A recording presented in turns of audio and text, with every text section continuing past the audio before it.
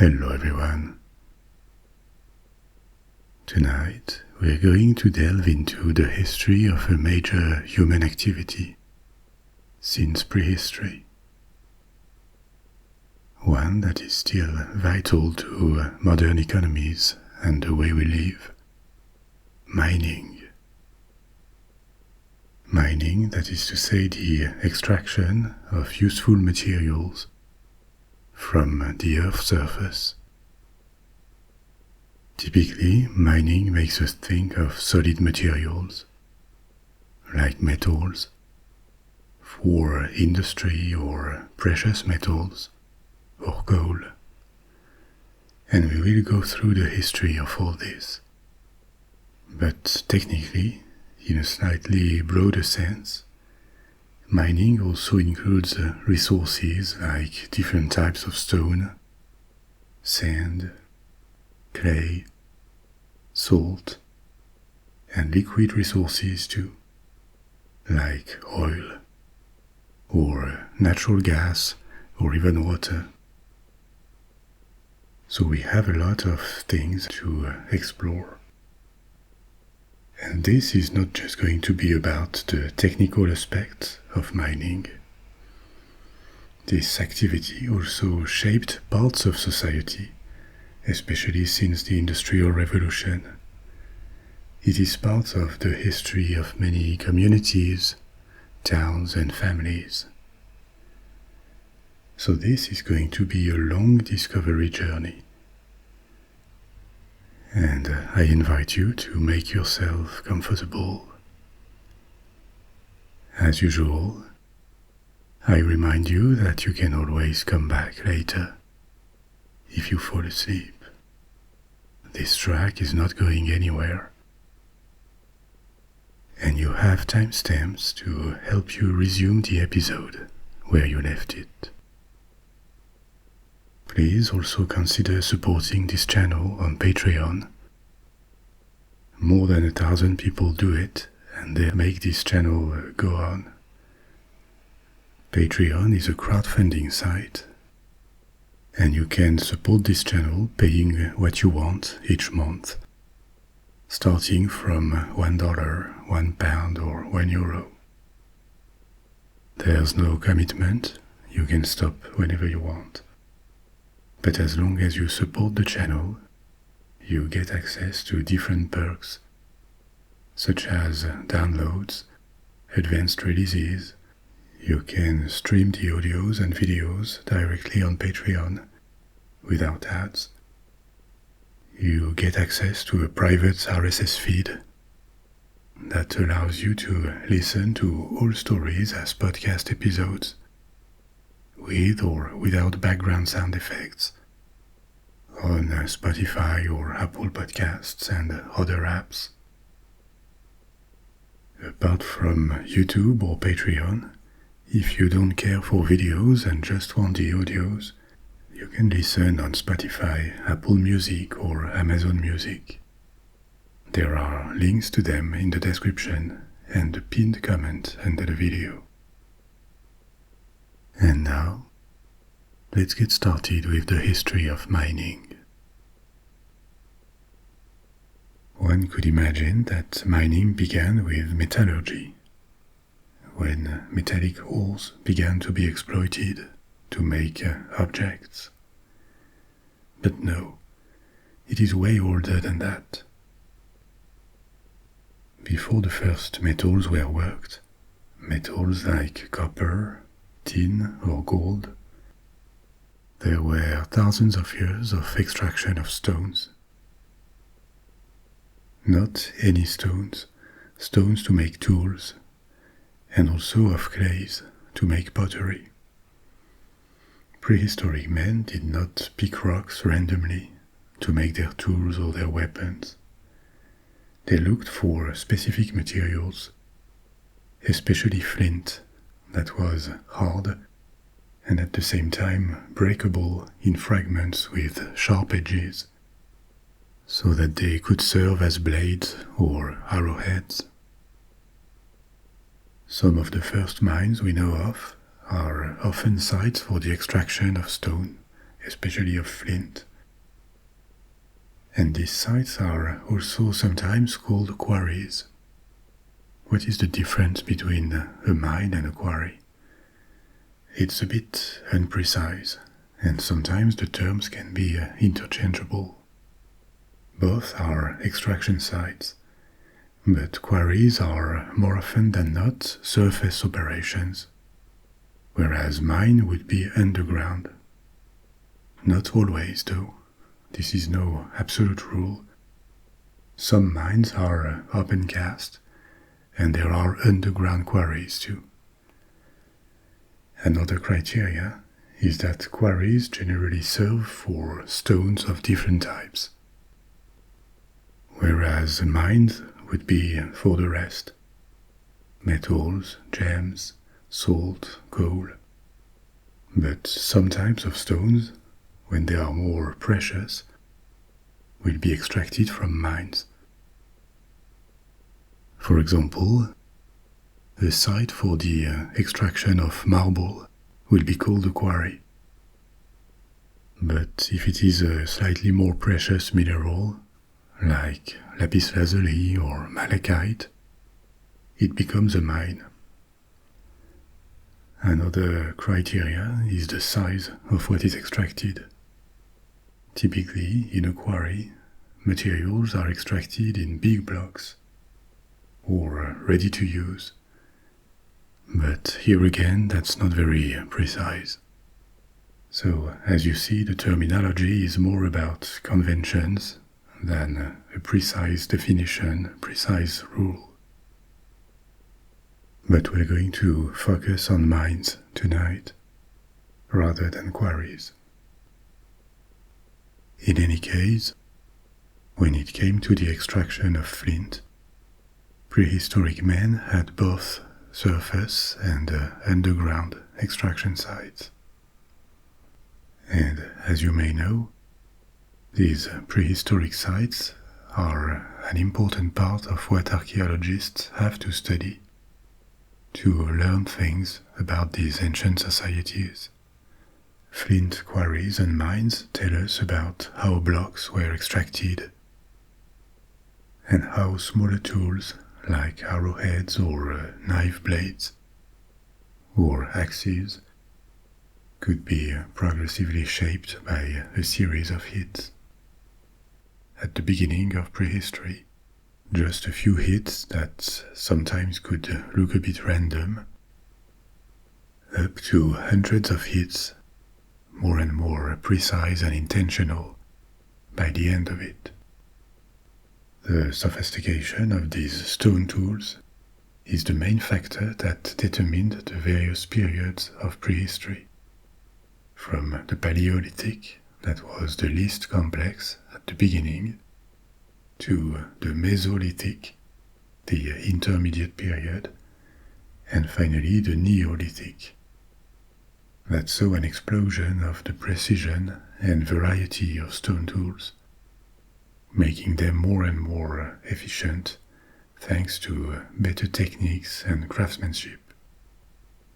A lot of these stones were collected near rivers at the surface, but occasionally there are examples of sites where seams of the stone were followed underground by prehistoric men. They dug shafts and galleries to access better stones underground. There are sites like these all around the world. A lot of them have been studied in Europe, for example in the north of England or in Poland, where they were generally dated to the last period of the Neolithic, 4000 to 3000 BC. That is to say, 5000 to 6000 years ago. To put this on a timeline, it was just before the beginning of the Bronze Age in Europe. Also a bit before the construction of megalithic sites like Stonehenge. And it suggests that progress in mining already came hand in hand with technical progress in general and the establishment of sedentary societies. As we advance in this history, we will see that this continued well after. But prehistoric or Stone Age mining was not limited to stones. Another type of resource that was collected was pigments for the painting of objects, of walls, or for body painting. Some of these pigments were plant-based, but others were mineral and were mined. In particular, the red pigment called ochre, which was made with iron oxide. That's why it is reddish, the color of rust. And different types of iron oxides were mined around the world. The oldest known mine in the entire world is actually one in which hematite, an iron oxide, was extracted. It is located in Africa, the mine of Ngwenya in Swaziland, in the south of Africa. The dating of this site with radiocarbon indicates that hematite was mined there 43,000 years ago, during the Paleolithic. The transition from the Stone Age to the Bronze Age, with the beginning of metallurgy that would allow to start making metal tools, this happened at different moments around the world. But about 5,000 years ago, around 3000 BC, this transition was already well advanced in different regions of the world, in Asia, in the Middle East and North Africa, in Europe and in America. Not just in these particular regions that are traditionally called cradles of civilizations, like the Indus Valley, Mesopotamia or Mesoamerica. It was broader than that. Metallurgy appeared in many different sites. For example, Native Americans in North America mined copper near Lake Superior from at least 3000 BC. Or in sub-Saharan Africa, gold mining began 4,000 to 5,000 years ago. This Bronze Age, you know that bronze is not a metal by itself, it's an alloy that always contains copper, copper that is often mixed with either tin or zinc. But the composition of bronze obviously changed from one region to the next, depending on available metals. And this Bronze Age would last a very long time, more than 2,000 years, before iron began to replace bronze. This beginning of metallurgy was obviously a big leap forward for mining, the first of areas. People now needed to find ores containing copper and other metals that could be associated with it to make bronze. There were a few places where these metals were present very near the surface. This was the case around Lake Superior, for example. But these deposits were quickly depleted, and it became necessary to start digging to extract more. This was really the beginning of systematic metal mining, some 5,000 years ago. This time is also the moment when urban civilizations emerged, in part thanks to these bronze tools that were more productive. For these early civilizations, the most important activity always remained agriculture. But mining was generally the second most important economic resource. And in all of them, we see a range of different materials that were mined. Some to make tools, like metals, base metals, and others to provide building materials and input for works of art and crafts, which include precious metals or gemstones. An example of this can be found in Egypt. Ancient Egypt of the 3rd millennium BC extracted a variety of materials. There were semi-precious stones like malachite or turquoise. There were precious metals, especially gold. Egypt itself was not very rich in gold. But to the south, there was Nubia, which had some of the largest gold mines of the world in antiquity. And this Nubian gold always was one of the main reasons that drew the Egyptians to invade and control Nubia, to the south of their country. A control that was not always effective, because Nubia was large and prone to revolts as soon as the Egyptians loosened their grip. A lot of the gold ornaments buried in ancient Egyptian tombs came from Nubia. But the Egyptians did not necessarily mine everything themselves.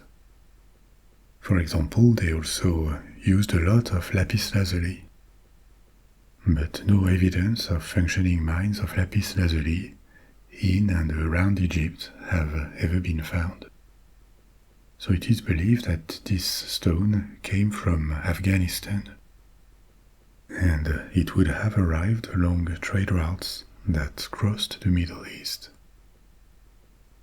One early mining technique used by the Egyptians, and they were not the only ones, we know this was practiced around the world, is called fire setting. Fire setting was very common in open pit mines or shallow mines just under the surface, because when they were deeper underground it was too complicated or dangerous, and it was practiced from prehistory to the Middle Ages.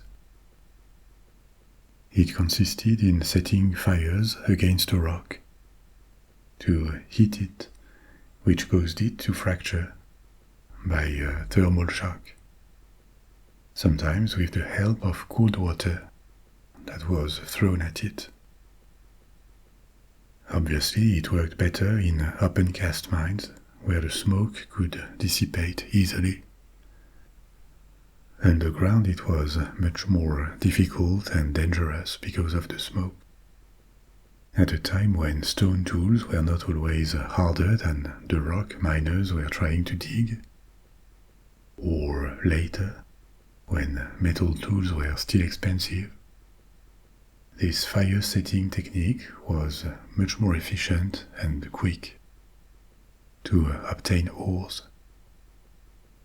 Once the wall had fractured, smaller blocks separated from the rock that contained ore could be taken away and further sorted or smelted to extract metals.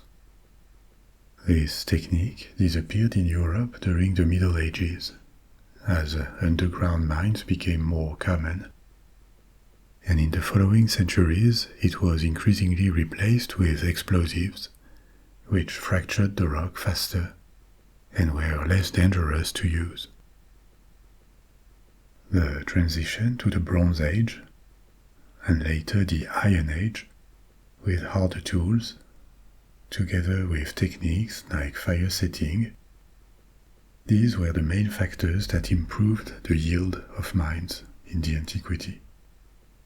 But around 2000 years ago, with the rise of the Roman Empire, a new leap forward took place around the Mediterranean, in Europe and in the Middle East. Why is that? Because the Romans developed large-scale mining methods that had not been seen before, especially the use of large volumes of water brought by aqueducts. Mining generally requires a lot of water to carry away debris, for example, or in slightly more advanced mining engineering, to power machinery like wheels that serve to raise ores from underground shafts and galleries, or to sort ores from waste, or even to dig into the rock. This is what is called hydraulic mining, the use of jets of water. The Romans did not use high-pressure water like in some modern mines, but they used the power of running water with a form of mining called hushing. What is this? Hushing is a method for mining or for prospection that uses a massive release of water to take away large quantities of soil at once, or debris, and reveal veins of ore. Water does a job that would take much longer manually and would be exhausting. So, concretely, the Romans would fill large artificial reservoirs of water, often with aqueducts, and release their content at once, which obviously required engineering, planning, and infrastructures. It made sense only for large-scale operations, all things the Romans were very good at. When they suspected that veins of ore could be present somewhere, hidden under a layer of soil, instead of digging randomly, they would release a lot of water, which would wash away the soil, revealing the bedrock and its possible veins. Of course, this is rather destructive as a mining method. There was no major damage to the environment because the Romans did not do that everywhere, but nowadays that would be unthinkable. Hushing did not disappear with the Romans, however. It remained in use long after antiquity and into modern times. It was still widely practiced in the US in the 18th and 19th centuries, where it was called booming. As I said, the modern version of these water-based techniques, which is much more targeted, but still uses massive volumes of water, is hydraulic mining with jets of pressurized water to break rocks and separate them from the walls of mines. But staying in antiquity, using this technique often combined with fire setting to fracture the rock first and better iron tools, the Romans pushed the productivity of their mines well above what had been seen earlier in antiquity. This efficiency was one of the pillars of their power. It allowed them to massively increase the production of metals. Their mines were obviously very labor-intensive, but they also used machines, in particular wheels, to raise ores and to pump underground water. The problem when you start digging deeper and deeper is obviously that you often reach the groundwater table, which can completely flood a mine. In order to avoid it, water has to be pumped to dewater the mine, to dry it. In large Roman mines, like the Rio Tinto copper mine in Spain, there were large wheels powered by people walking on them like on treadmills to raise water. Spain was a major mining region for the Romans. It was strategically important for different metals like copper, tin, zinc. It also had silver. Mining resources were also one of the motivations for the invasion and occupation of Great Britain. The island of Britannia had a bit of gold and silver, and also tin, lead, that the locals had mined on a smaller scale for thousands of years.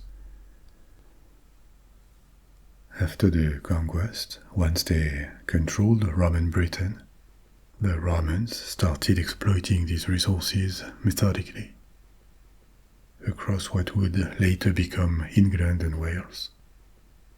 Mining reached unprecedented highs at the time of the peak of the Roman Empire. But then, like cities, agriculture, the general population and the economy, it declined with the empire, especially in its western half. In Central and Western Europe, the kind of large-scale mines with machinery that the Romans had put in place disappeared and would not come back for centuries. Demand for ores, for metals, fell, and it took centuries before this demand returned to what it had been at its antique peak. But it did in medieval Europe, and again, in the Middle Ages, mining experienced another surge and big transformations. A big change for mining in the Middle Ages was the growing importance of iron. Iron is a relatively abundant resource. There are plenty of places where iron can be mined. And in antiquity, it was already a relatively common metal from the first millennium BC for weapons and tools. The main difficulties to work with iron were more technical. It required much higher temperatures than other metals, so better furnaces and fuels, and also there are iron ores of very different qualities. Sometimes it is very rich in metal, but many iron ores are relatively poor. Still, iron had many advantages against bronze, and in particular its resistance. It is significantly harder. And in the last centuries of the Middle Ages, the demand for iron boomed in Europe. I told you already in previous stories about population growth and the periods of relative prosperity that happened in medieval times in Europe, for example in the 12th and 13th centuries, or in the 15th century. I told you about this, for example, in the history of the Crusades. So there were these periods of expansion whose signs manifested in many dimensions: architecture, urbanism, the expansion of cultivated areas, and all of this meant higher demand for iron. Not just because the population was growing, but also because the late medieval period was very iron hungry, for several reasons. Iron was needed for new agricultural tools, like the plowshare, a medieval innovation in agriculture. It was used more and more in construction: nails, metallic parts to reinforce wooden constructions. It was used in machines like mills that multiplied. It is more anecdotal, but clocks or other types of mechanisms made of metal also multiplied. There were also more and more horses at the time, and iron was necessary for their equipment, to make horseshoes, for example. And finally, another major source of demand for iron was the military warfare. It also required massive quantities of iron, compared with past centuries. Weapons like heavy swords or lances required more iron than ever before. And so did armor. For example, a medieval knight was typically equipped with around 100 pounds of iron, that's 45 kilograms, between his armor and weapons. And it was not just the knights. At the same time, feudal lords and kings were increasingly inclined to recreate bigger standing armies that had to be equipped. So, for these reasons, demand for iron and the number of blacksmiths increased dramatically in the last centuries of the Middle Ages, which spurred iron production. And at the start of the production chain, the mining of iron ore had to follow this demand. This benefited iron mining, but coal not so much. To make iron, furnaces are necessary. And in order to make furnaces work, some fuel is required. But it wasn't coal. Coal was extracted occasionally, but not on a large scale at the time, because it was too cumbersome and not valuable enough to be transported on long distances, contrary to metal or manufactured goods.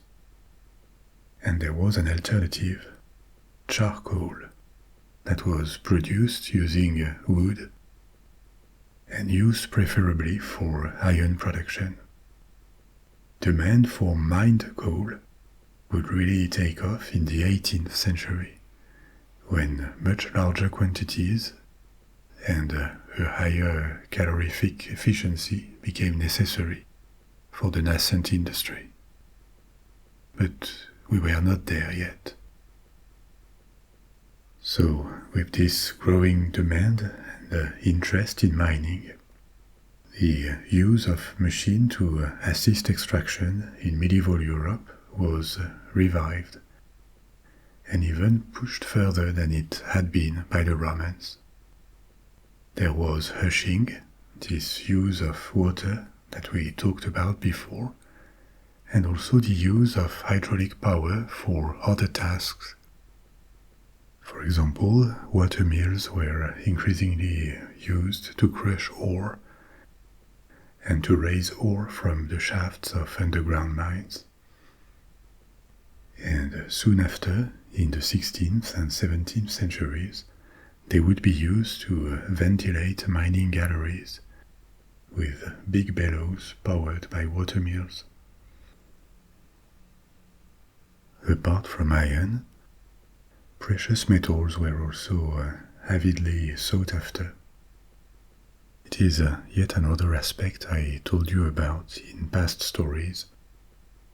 The scarcity of precious metals, gold, and to a lesser extent silver, in medieval Europe.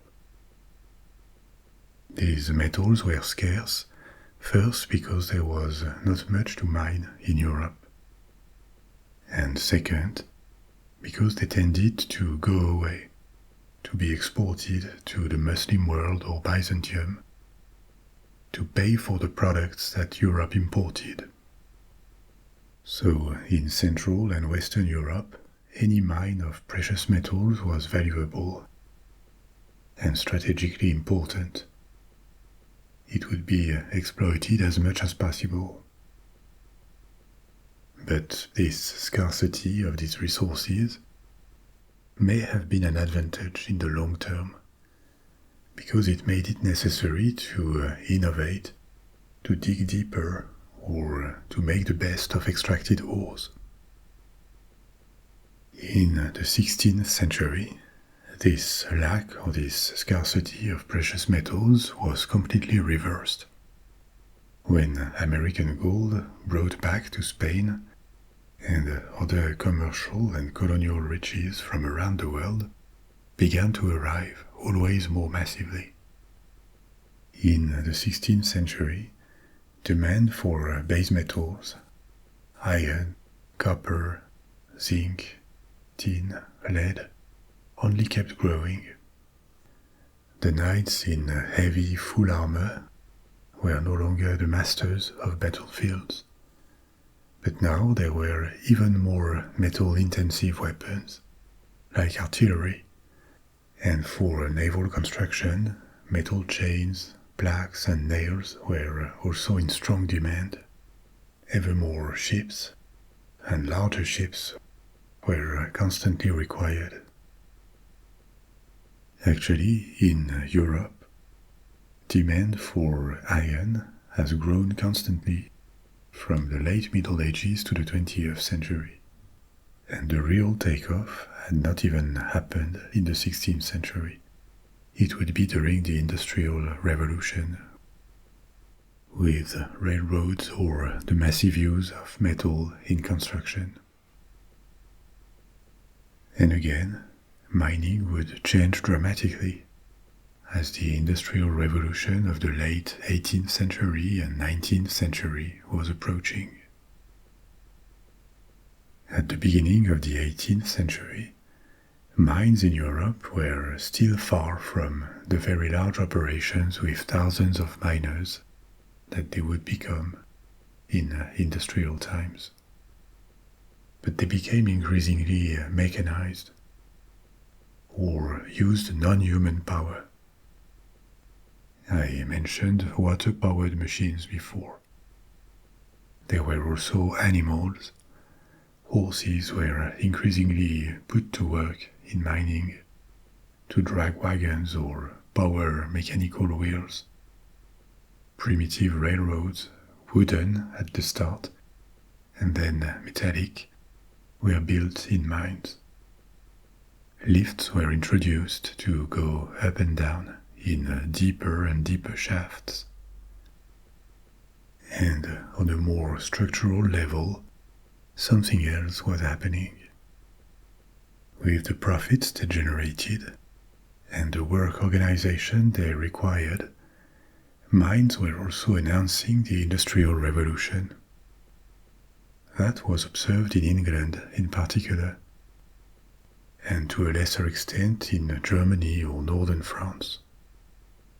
Profits accumulated thanks to mining operations, the quantity of capital this generated would be available for the modern capitalist economy to get ignited with an early accumulation of capital. Mining was not the only source of this capital. Textile was another one. So was banking. These industries allowed the emergence of large fortunes, large reserves of capital that were no longer only based on the ownership of land or of real estate. This capital became available to be invested in other productive assets and fund the Industrial Revolution. It is not random that the Industrial Revolution first started in regions that had a combination of favorable factors: capital, natural resources, a workforce, an entrepreneurial spirit in the elite to kickstart it. Mining was at the heart of these processes. And when the Industrial Revolution became well in place, mines also became a laboratory of the new industrial society that was appearing. As much as for big factories, and maybe even more, because it seems no other industry was as physically demanding or dangerous as mining, mines became the place where a major fight happened for workers' rights, for decent salaries, and even a more ideological, political fight against the capitalist order with the rise of socialism. And there was more. Mines were also social laboratories for the organization of workers, places where identities emerged and could be a source of pride. There were families of miners. It turned out to be way more than a job for generations of miners. In Western countries, this is an heritage that increasingly belongs to the past, to history. But there are still echoes of it in our societies, in the memory of different families, and traces around us, starting with the landscapes in some regions, the entire towns that were built to accommodate miners around mining sites. So let's talk about this entry into modern times and all these different aspects. Technically, the Industrial Revolution allowed a massive increase in productivity in mines due to a more rational and efficient organization of labor, and also the introduction of engines, steam-powered and later electricity-powered engines. This allowed to make 19th century mines larger and deeper than anything seen before. First in the mining districts of England, then in continental Europe and in America, before it spread to mines on all continents. The variety of materials mined did not decrease, and precious metals remained very sought after. The 19th century was also the time of various gold rushes to California, Alaska, in Australia. These were one of the motivations of the westward migration in the United States. But economically and industrially, the two most important productions were iron and coal. Iron because, as we have seen, it was the one metal used in everything, from consumer goods to infrastructures, from weapons to construction or ships. The need for iron in these nascent industrial societies became insatiable as more and more countries transitioned to an industrial economy. And coal, because it became the most important fuel by far. It powered industrial machines, boats. It was used for heating, and even after the introduction of electricity and oil, it remained in heavy use because it was burnt to produce electricity, and it was such an efficient source of energy. There were other important base metals like copper, zinc, tin, lead, but the two essentials were coal and iron. To put figures on that and give you an order of magnitude, we can take the example of the United Kingdom. Around 1700, the UK produced about 1 million tons of coal annually. 1 million may sound like a lot, but that was really just 3,000 tons per day, equivalent to a little hill for the entire country and between different mines. It wasn't that much. But in the following years, at the beginning of the 18th century, furnaces that made iron began to be converted to coal, especially to coke, which is a type of pure coal with a high carbon content.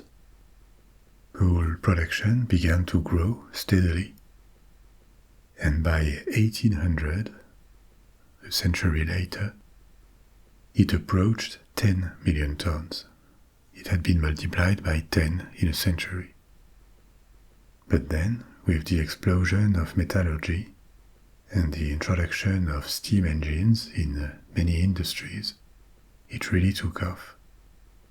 In 1850, it reached about 70 million tons, multiplied by 7 in 50 years. And it went on with the expansion of industry, railroads, and at the end of the century, electricity plants. In 1900 to 1910, it stood at 250 million tons. That is to say 250 times more than 200 years earlier. There had been big productivity gains in mines, But obviously the population of miners had also grown dramatically to extract all this. For the most part, this population of workers came from the countryside. They formed new communities around mines in one of the most important and quick social transformations of the Industrial Revolution. Together with factory workers, millions of people moved to industrial areas in a few decades. In America, too, the same happened with a massive migration to mining and industrial areas of the Northeast. Former farmers, former slaves, immigrants, they all became workers and miners out of necessity, or in the hope of having a better life with higher salaries. And in general, they earned higher salaries and had better material conditions than the poor population in farming regions, but at the cost of extremely tough working conditions. In mines, they would go down the pit where they worked 6 days a week for 8 to 10 hours shift. Hundreds or even, in extreme cases, thousands of feet underground. They would break rock following veins of metal ore or coal, load it on wagons, and work in heat in poorly ventilated and poorly lit galleries, with the constant risk of accidents. Deadly accidents were relatively common. It could be galleries collapsing. This is why you often see them reinforced with timber in old mines. Or worse than that, when an underground pocket of gas was reached and detonated. This remains a well-known hazard in coal mines nowadays. If exposed to a flame or a sparkle, gas may explode, and on top of the blast, miners could stay prisoners underground with few hopes of being rescued. And if it wasn't underground accidents, there were the long-term medical risks. Once again maximal in coal mines due to the coal dust that caused lung diseases. These terrible working conditions are the sacrifice that several generations of miners made for Western Europe and the United States to industrialize. These conditions have disappeared in the West, but in developing countries, in particular in China, that is nowadays the largest mining country in the world and has massive needs of metals and coal, mortality in mines and very tough working conditions remain common. This has not disappeared from the face of the world. In these circumstances, it is not surprising that miners were some of the first groups to organize to negotiate, or sometimes confront their employers. They had advantages when they became miners. Very often, mining companies would provide housing.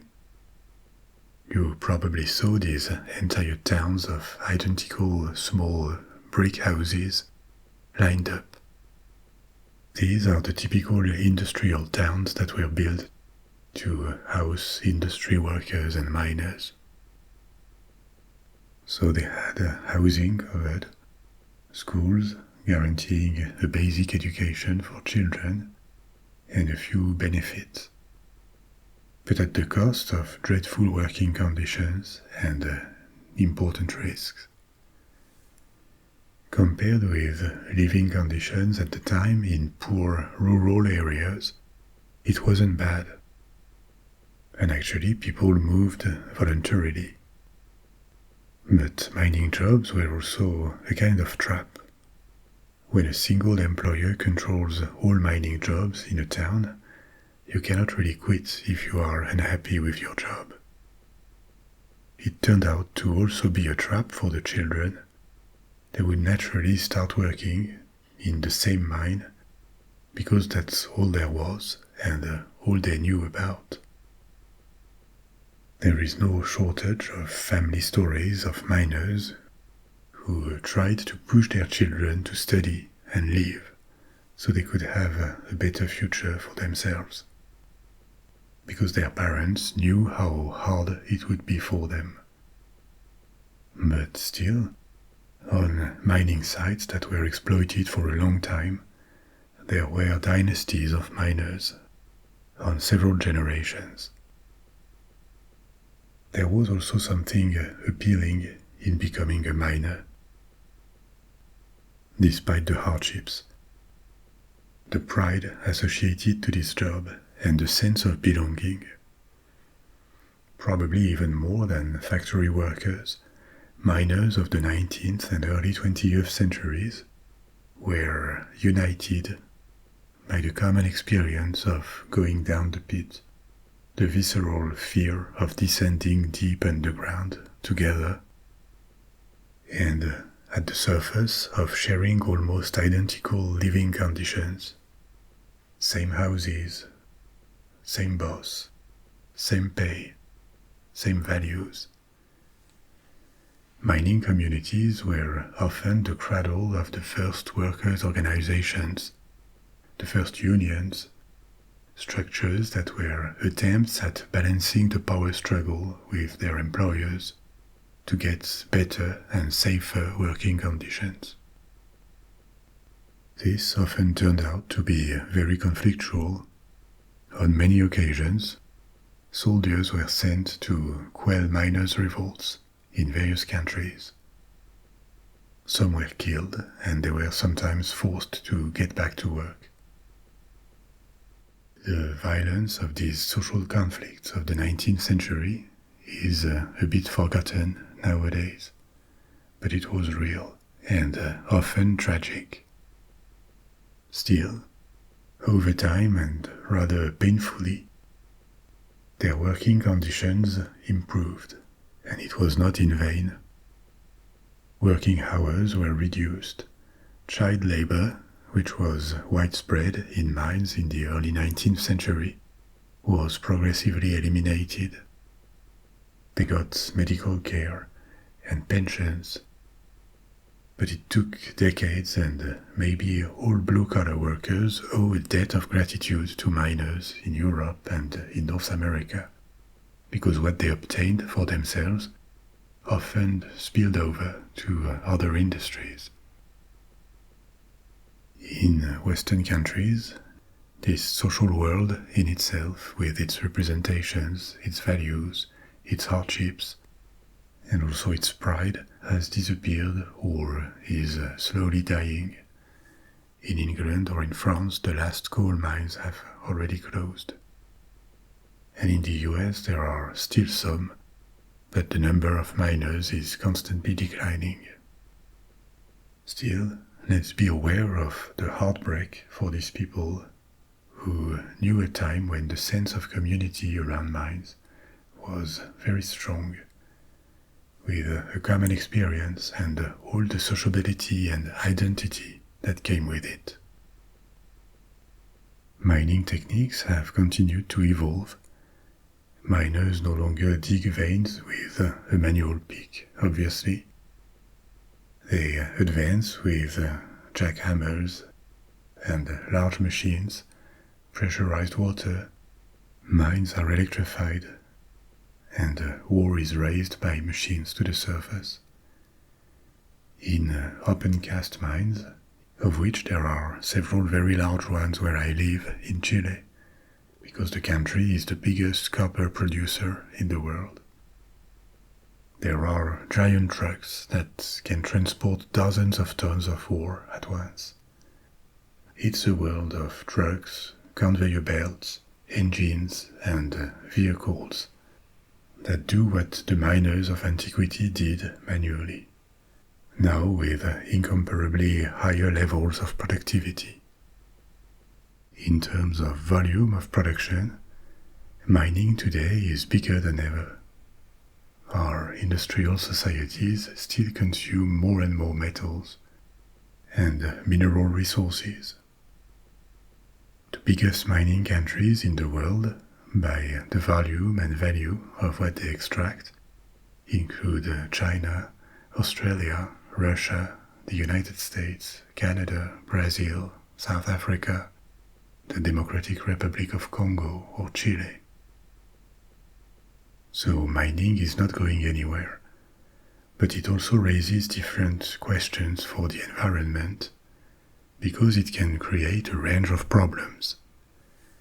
It consumes resources, especially a lot of water, and water scarcity or conflicts around the usage of water can be directly caused by mines. In other cases, near densely populated areas, it can create risks of collapse of galleries, even, and in particular, decades after mines have been closed. In different parts of the UK, in the north of France or in Germany, where very deep mines have been exploited near populated towns and cities, that is sometimes a problem that makes the ground cave in. There are also underground fires in coal mines that can happen. This can happen not just in mines. Sometimes underground coal veins can catch fire by themselves and burn for years. There are different towns that had to be abandoned because of this. An example is Centralia in Pennsylvania, a town that is said to have inspired the video game Silent Hill. It had to be evacuated due to an underground fire that has been going on since 1962. On top of this, other possible environmental damages include the pollution of soils by materials that are extracted or that are used to refine ores, the contamination of groundwater, erosion, so mining is rarely neutral. What are the record-breaking mines around the world today? The deepest one, the deepest mine, is a gold mine in South Africa called Bonang, which is also considered to be one of the most substantial gold mines in the world. That explains why it was dug that deep. It reaches a depth of 2.5 miles below ground level, that is to say about 4 kilometers. Down there, at the bottom of the mine, the temperature of the rock reaches 150 degrees Fahrenheit, 66 degrees Celsius. So the galleries have to be cooled down and insulated for the miners to be able to work.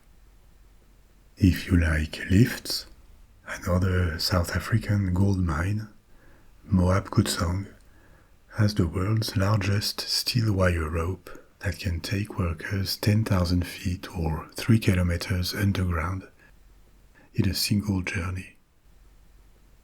Open pit mines can also be spectacular. Many copper mines are like this. The deepest one in the world is Bingham Canyon Mine in Utah. It is 3,900 feet hole in the ground, 1.2 kilometers deep. Millions of tons of rock have been taken away to dig that hole. The open pit mine with the largest volume of material taken out is another copper mine, Chuquicamata, in the north of Chile. But it is wider than Bingham Canyon, so it is only the second deepest. The largest underground mine, not the deepest but the largest, is a Swedish iron mine, the Kiruna mine, in the north of Sweden. It was dug around one of the richest iron bodies ever discovered. The exploitation began in 1898, more than a century ago. first as an open mine and then underground. There would be a lot more to say about the world of mining, and I hope this introduction makes you want to know more. But for today, our journey is reaching its conclusion. You can now let go and fall asleep, or pick another story from my library. I'll be back soon with another one. And in the meantime, sleep well, sweet dreams, au revoir.